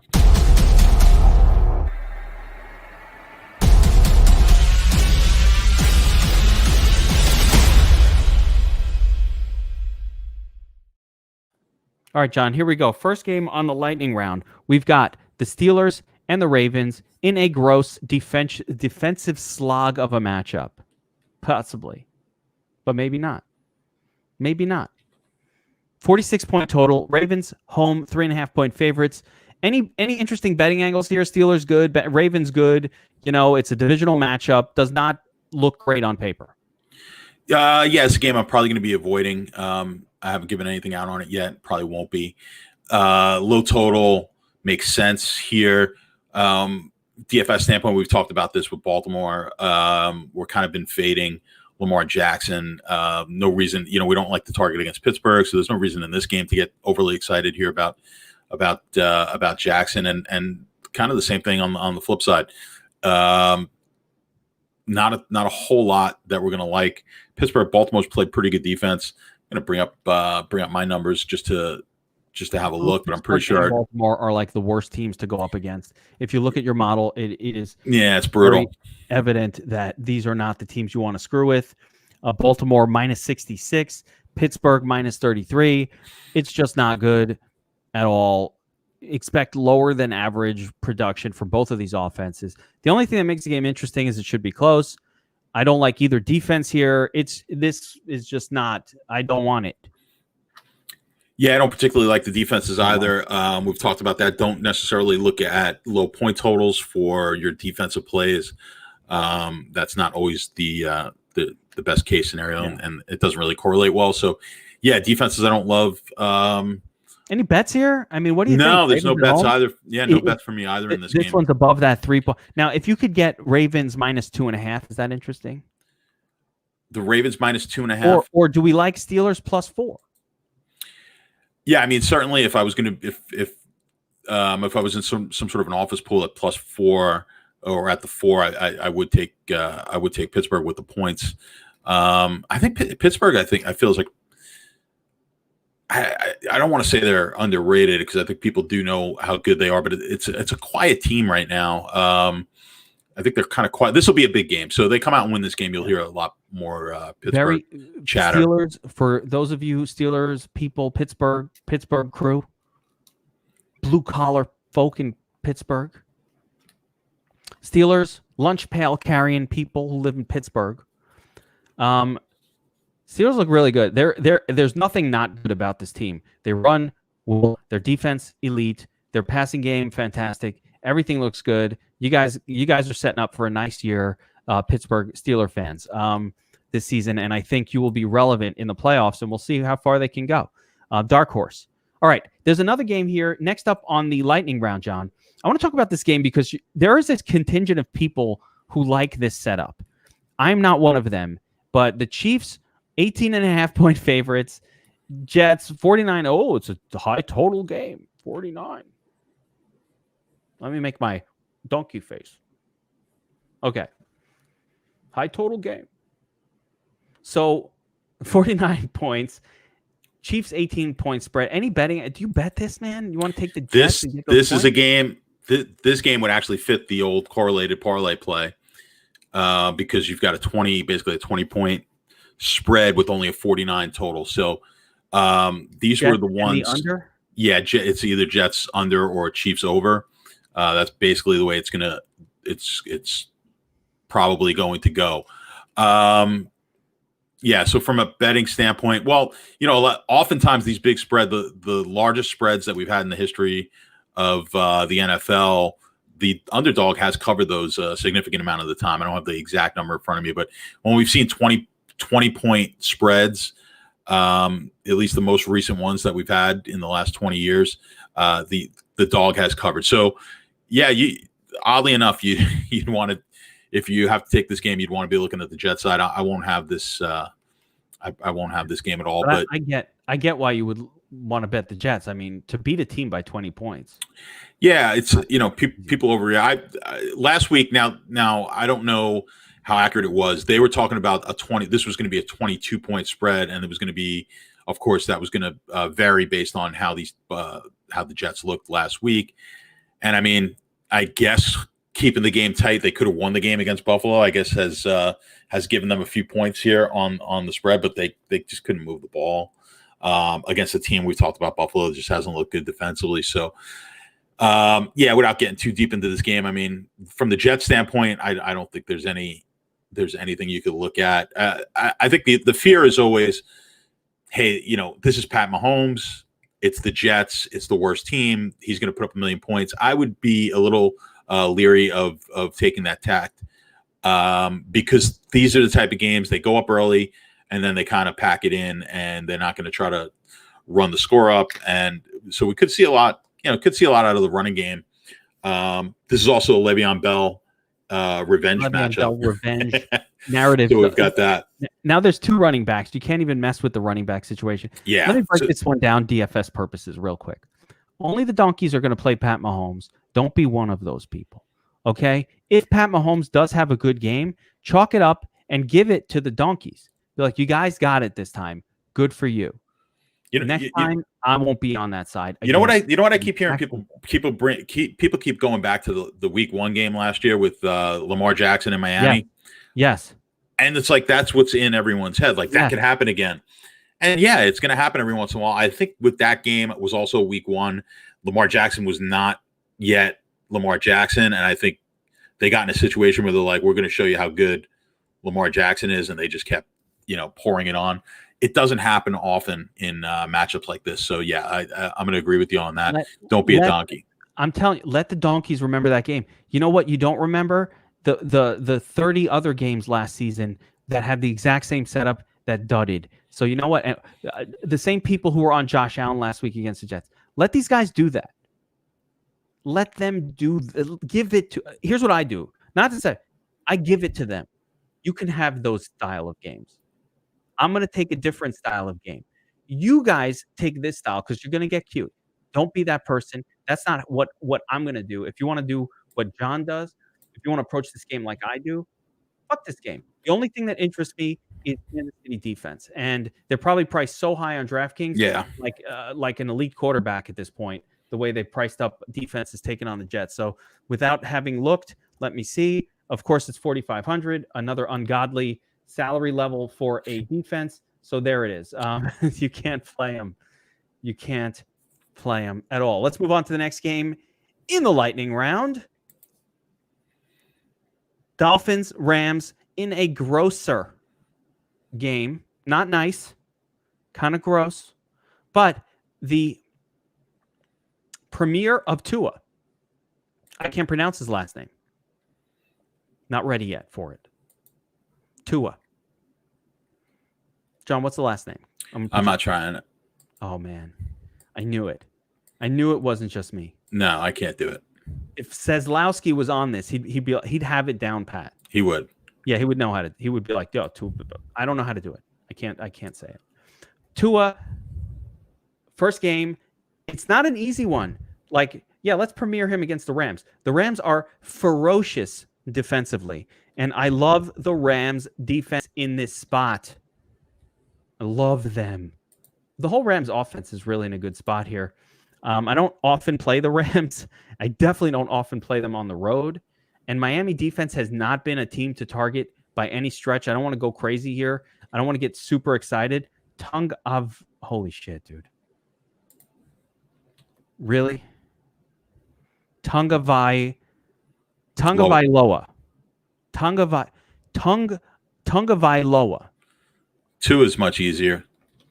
Yeah, I'm going to call him Tua, man. Thank you, though. Alex, did you look that up on... That was an incredible transliteration. Okay, so... this game, no one's going to touch it. Tua, first game ever. Maybe he's good. I don't know. But you don't really want to mess with the Rams defense. You don't want to play players against the Rams. Mike Gesicki, though, John, is popping as the number one value running back for DFS Army on our projection model. And it's got me real scared. What can I do with that? Can I ignore that projection? I don't really want to play a running back here, although Gesicki getting all the touches for cheap. I mean, I get why he's popping. Are you saying Gesicki or that's the Gesicki? Gaskin. Yeah. Miles Gaskin. Yeah. I made that mistake in a lineup a couple of weeks ago that cost me thousands of dollars. I wanted, they were the same price, MG, same fucking team. I put the tight end in the flex. And Gesicki scored 18 points or 17 in that game. And I had like a 179 going into the afternoon on DraftKings on a $150 lineup. Dude, this is how I lose my money. I misclick. How about the people who misclicked, put Jay Williams in, the wrong Jay Williams at 4K last week at running back? There was that happened too. I did it and then I had to correct it. Misclick. Anyway, Miles Gaskin. He's popping. Can I ignore it? He's popping as a top value play. Yeah, I'm not excited about it. So yeah, I don't like the play myself. I don't anticipate. Yeah, I just don't anticipate them getting all that much. Let me get a betting angle from you here. There's not that much DFS angle to even talk about. No.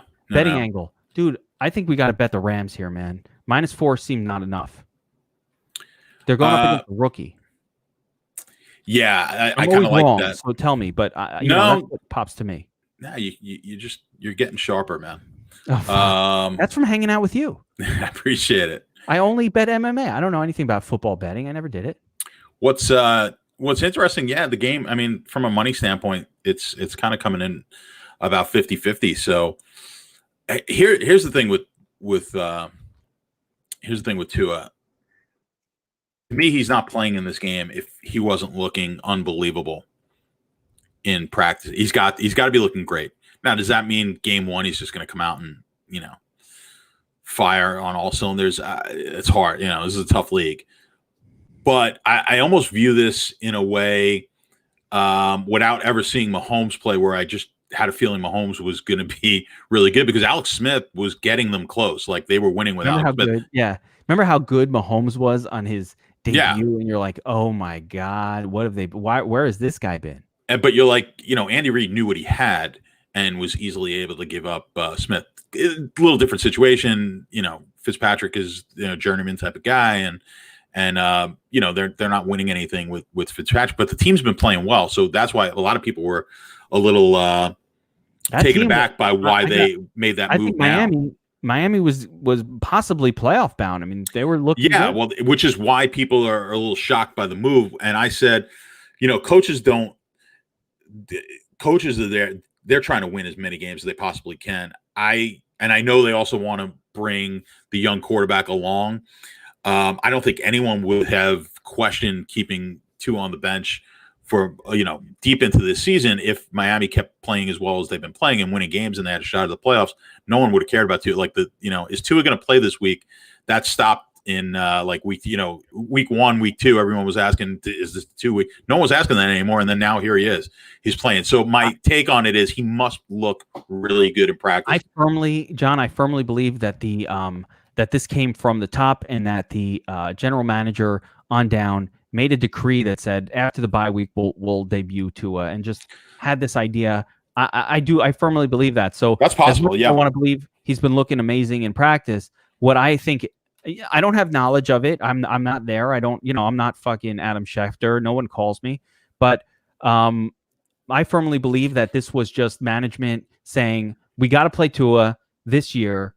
Might as well bust him loose after the bye week. We've seen teams make adjustments during each bye week so far this season. We saw it with Detroit. All of a sudden, DeAndre Swift is playing a little bit more. You see it like coming off of the bye week. They all kind of seem to do little adjustments. And I think that Miami probably planned this from the start of the season. They just said, hey, we got to get this guy this year. We own him for cheap. And this is one of the things that Statsational talks to me a lot about on the Bold Call and pod and even in the preseason, where it doesn't make sense for teams to sit a quarterback for a whole year because he's cheap and you need him to get up to speed now. Your window of winning is actually in that first contract for your drafted quarterback, because you don't have to pay him $25 million. So you can actually have a reasonable team. Like next year, they get rid of Fitzpatrick, and that's $16 million they could spend on an elite player. They can actually build an elite team around a quarterback until he gets paid $27 million, and that ruins it. We see these teams, they pay the guy $27 million, and then you just can't build around it, and then the team stinks. Unless you're the Jets or the Giants, your team just stinks. You have the money, you don't know what to do with it. But that's a whole nother story. All right, I like Rams defense here. I would say one other sneaky play. If I needed to get you a sneaky play, maybe the tight end, Gesicki, maybe. Like, I don't want Devontae Parker going up against Jalen Ramsey. Jalen Ramsey will own Devontae Parker.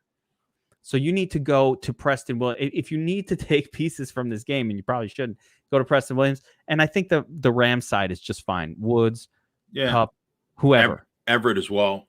Yeah, Everett for sure. Oh, if Higbee's out, Everett might be my favorite of them all. We get crazy with Everett if Higbee's out again with the hand. And he probably will be because his hand is all fucked up. Okay. Let's move on to the next game. Actually, before we get to the next game, we're coming towards the end of the lightning round. We're not there yet, but remember, just a reminder. It's annoying. Like and subscribe, but like and subscribe to the channel. You like the video, you're watching this, hit subscribe, like this thing, hit the notification button. Let us know that you're watching. Let us know that you like what we're putting out. Plus, it helps Yahoo, YouTube raise us up. I was told that because I curse a lot, that YouTube doesn't like our videos. So we got to negate that, unless you want me to sound all corporate. Get boring.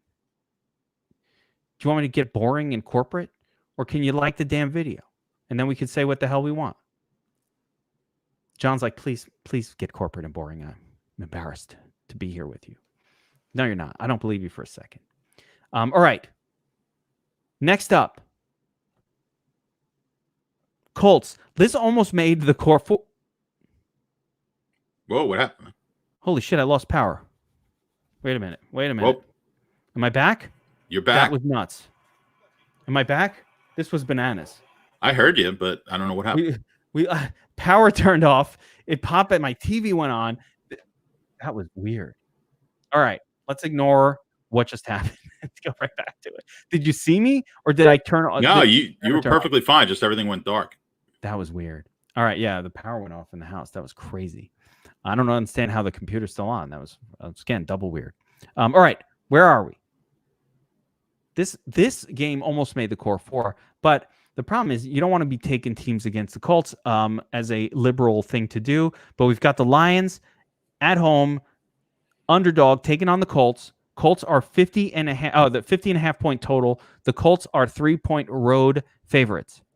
Now, I'm seeing a lot of love for Jonathan Taylor, and that seems to be the consensus guy that people are interested in. Little Swift, little Taylor here. Colts, a really good defense. Let's start with the betting angles. Are you seeing anything? Yeah, I mean, Detroit, notoriously bad team against the spread. People love the Colts here in this game. So, yeah, I don't know. I don't have anything yet myself on this game, but sometimes the sucker line looks like the right line. I mean, the sucker side of a game looks like the right side, but I have a hard time. Being on the Lions here. I'm kind of with the public. Colts at 2.5 looks low, but I mean, it's scary when the money's coming, when the line is moving in a direction. I've talked about this all the time. When the line's moving in a direction that doesn't make any sense, and this has come down from 3 to 2.5, you've got to be a little concerned. Actually, a lot concerned. Coming off that 3 is a big number, and going out to 2.5. So my take would be there's probably some pretty sharp money that came in on the Detroit side. You know, I'm finding very interesting, and you've talked about this in the past, and I'm seeing it play out right here on the odds comparison screen. The -2.5 line over at FanDuel, you have to pay -124 to get there. So you've got to bet $124 to win 100 in profit on that bet. If you take -3.5 on DraftKings, you have to it's +114. So you only have to bet about $90 to get back 100 on DraftKings if you're willing. So we have this sort of difference in lines here, which is fascinating. And you can make a decision whether you'd rather pay a little bit more. It's basically like paying a point. And you've got -3, -101. You've almost got even money there at the -3. If you go to whatever this one is, I don't know. But -3. So really interesting mix here of odds that you can choose. Which would you choose, John?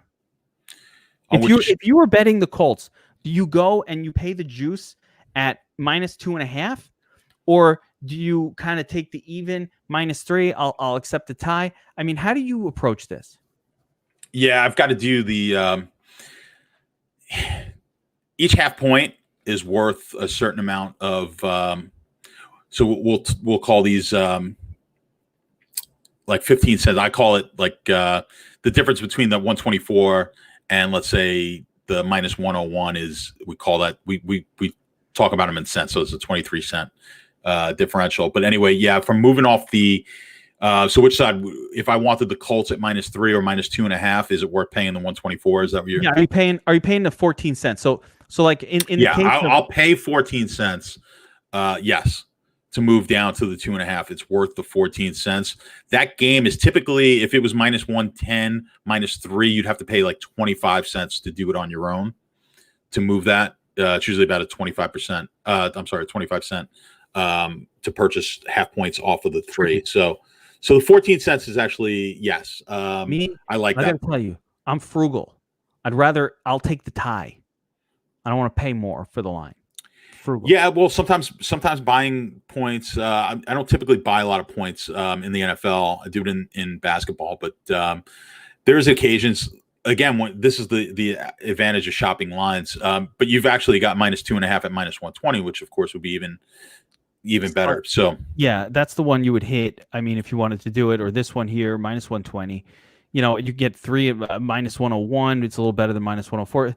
These pennies make a difference, man. Guys are looking at us right now like, what the fuck are these two talking about? They don't understand that over the course of an NFL season, these pennies make the difference between being profitable or not. It's all a matter of 5-ish% where your ROI is either positive or negative if you're at least mediocre at gambling, at betting. Yeah. Well, just know -2.5, -120 is better than -3, -110. So there we go. All right, well, easy enough to know.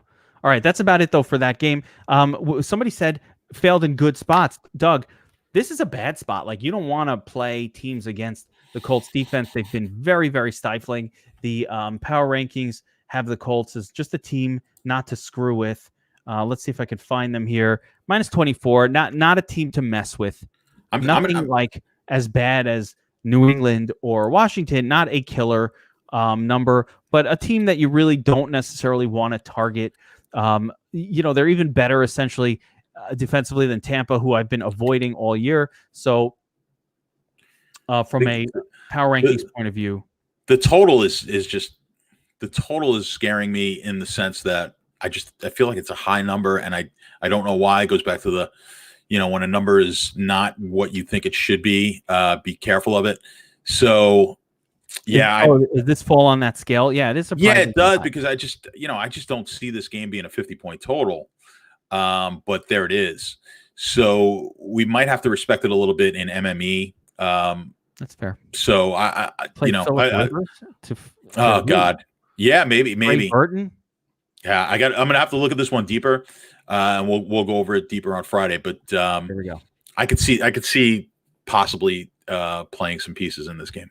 All right, and another lightning round piece that I don't want to waste too much time on: Bills, Patriots. 41. This is one of the lowest totals of the entire NFL season, a season that includes teams like the Jets.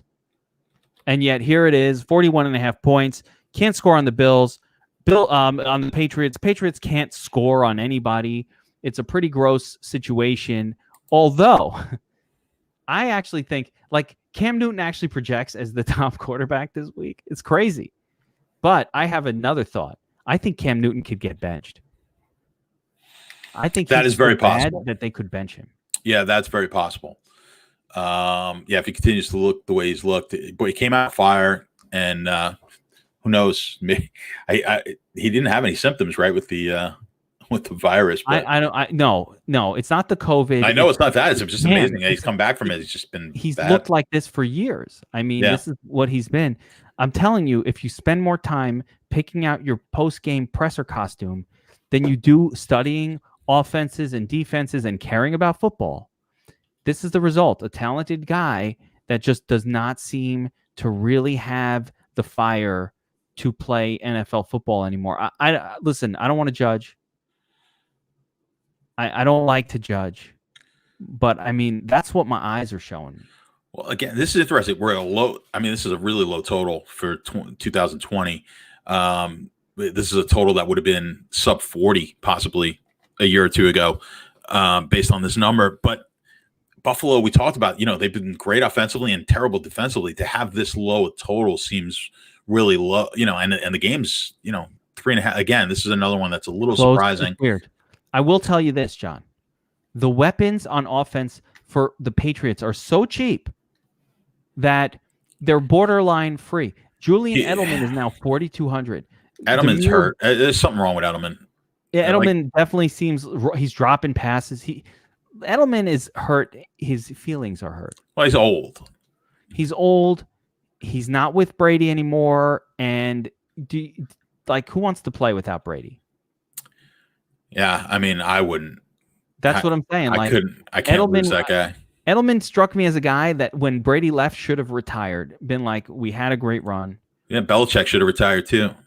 No, not Belichick. Belichick wants to now prove that he's. Yeah, well, Belichick's proven that you need players, specifically quarterback. Whoever's the GM over there, and I think it's Belichick, that needs a little bit of work. But for New England, it never mattered because Brady was there. But now we understand why Brady left. They refuse to bring in good players over there. I don't understand why they don't get a wide receiver. Why don't you have any pass catchers on your team? Why is it N'Keal Harry and Damiere Byrd? These are guys who would be Jets level. Damiere Byrd and N'Keal Harry, these aren't even guys who would be automatic starters on the Jets. And the Jets have a joke of you know what I mean? They're as bad as the Jets pieces. I don't know how else to put it. It's not NFL level. No. Why? No, it's not. And man, when you look at my numbers, it's Buffalo's been bad, and it still has New England projected awfully. It's 187 yards. It's beyond. I've never seen anything like this. You go to the power rankings, and New England is supposed to throw for 187 against Buffalo. It's crazy. So don't touch this game. Buffalo defense in play. New England defense, probably not. All right, let's hammer through. We got, I think, how many more games here? One or two more games to talk about. Chargers, Broncos. We like the Chargers. Bobby, not Barbie. Eber Herbert has been spectacular. But the Broncos are just not a team that has produced great outcomes. We frozen? No, you're. Oh, I got okay, you. You I got you fine. Okay. Yeah. The Broncos are not a team that have produced great outcomes. According to your model, once again, it looks pretty freaking bad for the Broncos and anybody going up against them. Anything here that stands out on this line? No, nothing per se. With the line again, we've got a super low total. The Chargers have been able to put points up. So Chargers again, -3. Yeah, the -3. I don't have anything on that game that I like one way or the other. The public's on the Chargers, understandably. Denver just they haven't looked good from a DFS standpoint. Obviously, the total's not a number that we're particularly interested in. It's a close spread, but the Denver games have just been, this is why we talk about it takes two. It's not just the team, it's not just the defense that you're targeting against. The targeting to be able to score, and you need that offense on the other side to be able to keep challenging the other offense, right? So you want those games where it's going to be scoring back and forth. Denver this year, I mean, you look at their games. Yeah, they won a couple of games. Ugly. The game against New England. Most of their games are just not scoring. I can't remember all the scores off the top of my head, but I can't remember any of their games where there was a significant any significant DFS. In the big GPPs where we saw someone from their games. I'm sure I'm missing somebody, but. Primarily, yeah, this is a game that we're gonna want to pass on. We're not looking at if you look, you've got my numbers up there. Again, and this is just a good one to note when we talk about 275. That's a decent number there for the Chargers. But I spoke about it with the first game. What was the first game? The Vegas Cleveland game, right? That we were looking at, where was it the Vegas Cleveland game? The first game. No, I'm sorry. The Tennessee Cincinnati game, where you had two teams that were in the 270. Like, I like that situation, right? So I've got a Tennessee 276, and we've got Chargers 275. That Tennessee 276, it holds way more weight because of the matchup and the fact that both teams could go up and down than the 275 that you're going to see on that Charger game. So the Chargers have just been spectacular on offense. So they're getting a great number. The one thing I can actually make an argument pro here is, because Denver is probably pretty good against the run, we could see more passing to Keenan Allen. I think Keenan Allen's going to be a popular player in a low-scoring game because he's most of the offense here. Maybe Hunter Henry coming off a kind of, I don't know if he's a stud or even a semi-stud. He's kind of like a player off a dud. Will hold some interest. And from the Broncos, Kozlowski mentioned another player whose name I cannot say, but Onagankwe, a tight end that emerged in the sort of, even when Noah Fant was in the game. I'm not sure what the status of Fant is for this one, but there's a couple of pieces here, I guess, that you could take a sniff of. Maybe a Jerry Jeudy isn't the worst play in this fight. I think you can dip your toe in this game a little bit and not get too hurt, but it definitely doesn't stand out as something we want to purposefully target in our lineups. This is going to be one of the games, I think. I think Burns is going to like the defense here. He's going to like he's actually going to like the Denver defense. I bet you. That would be interesting. I'm just taking I'm taking a guess here. I will be interested to see what he has to say about all of these defense, but definitely this one. All right, let's move on to the last game on the lightning round. Saints, Bears. Saints on the road. Not a good team on the road, by the way. Taking on the Bears, 43.5 point total. Saints favored by 4.5. Ugh. Seems pretty gross. It is gross. I mean, Kamara. Let's talk about Kamara. Kamara's going to be very popular. Michael Thomas may be out another week. Everybody wants to play Kamara when Thomas is out. He could smash here. I don't see why not. But will he? I don't know.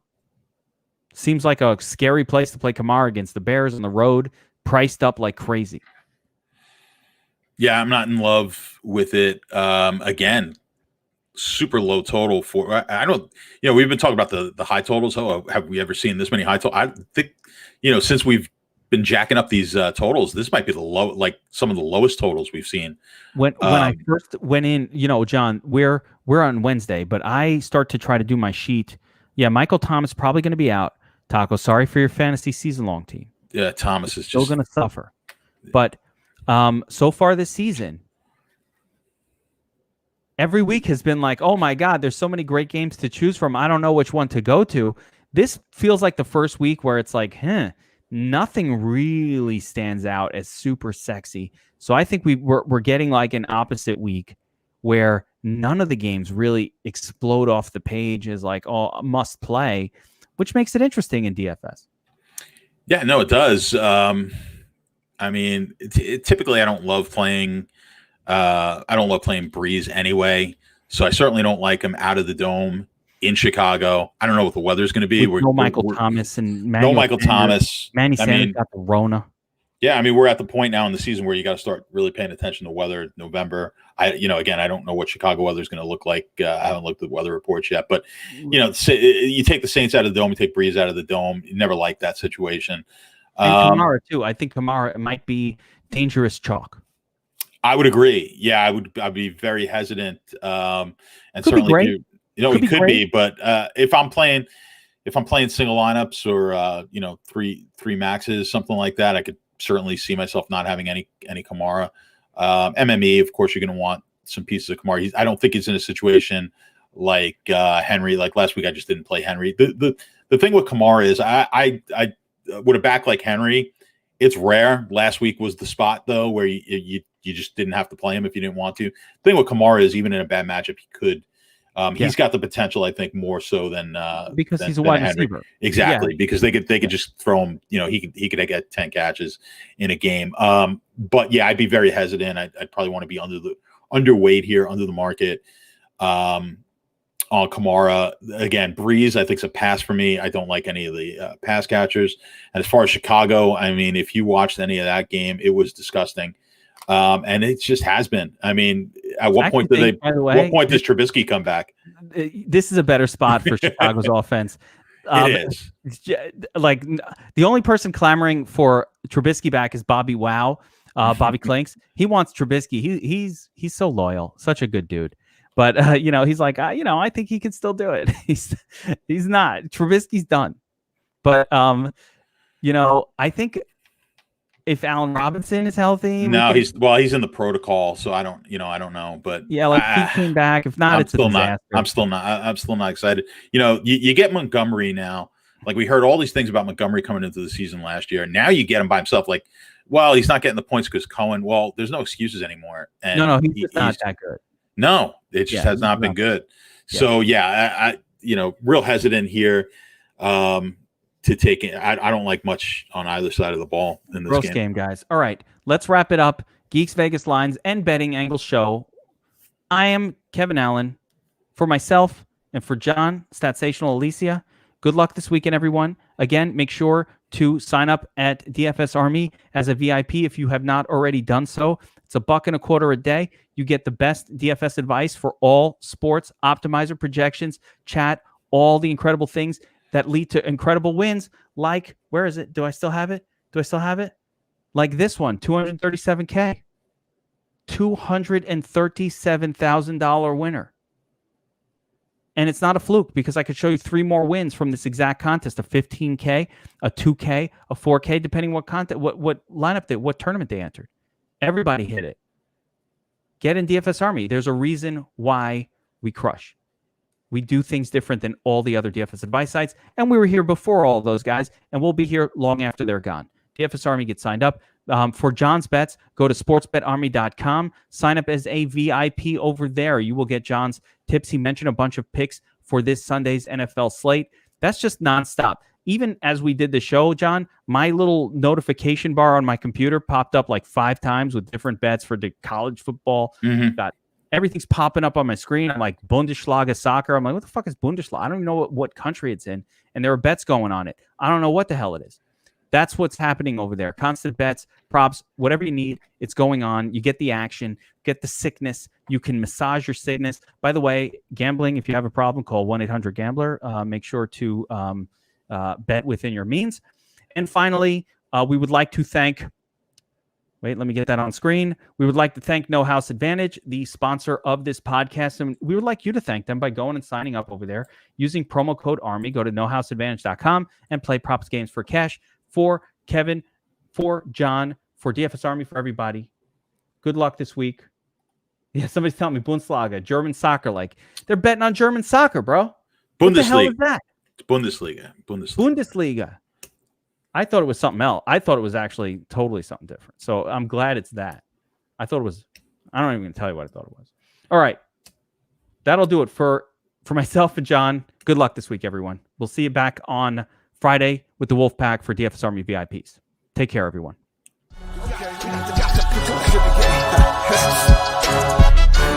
Got the best coaches in the game. We really ain't playing. We regroup up in the Slack chat where the coaches debrief. We be piecing these puzzles, occupy the chunk of the pie. Ain't no lie when we hit the block, helmets casket is top. You be seeing helmet after helmet, helmet after helmet. First place, second place, fifth place, eighth place, 12th place, 15, 16, 20. So many helmets, you got blurred vision, we got too many. Tick your tech. Oh man, shit. They got us fucked up. Army, regroup. We pledge always to have that edge. We don't fire warning shots. Competition just dropped. We locked and loaded before lock.